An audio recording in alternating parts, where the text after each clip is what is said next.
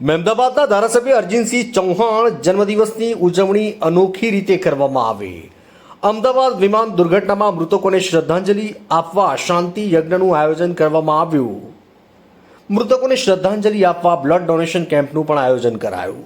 મહેમદાબાદ વિધાનસભાના ધારાસભ્ય અને પૂર્વ કેબિનેટ મંત્રી અર્જુનસિંહ ચૌહાણનો આજે 22/6/2025ના રોજ ખાતરજ ખાતે આવેલ વિધાનસભાના કાર્યાલય પર કાર્યક્રમનું આયોજન કરાયું।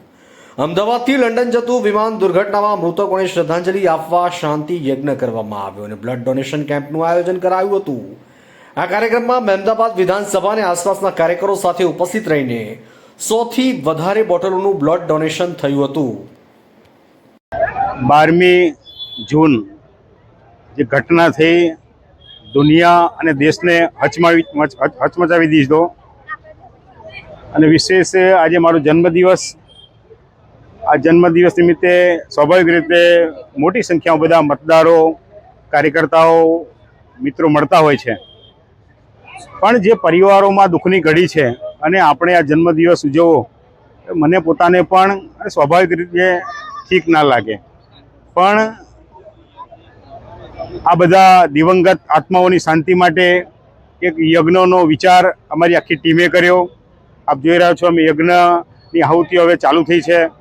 વિશેષ બ્લડ ડોનેશન કેમ્પ, એમાં પણ મોટી સંખ્યામાં ભાઈઓ અને બહેનો બ્લડ ડોનેશન કરી રહ્યા છે અને વિશેષ આ આત્માઓની શાંતિ માટે આ શાંતિ યજ્ઞ સારી રીતે સંપન્ન થાય એવી પ્રાર્થના કરીએ છીએ અને આપના માધ્યમથી બધા જ સજ્જન સમાજને હું પણ વિનંતી કરું છું કે આ દિવંગત આત્માઓ માટે જે પણ બને પ્રાર્થનાઓ આપણી રીતે કરીએ।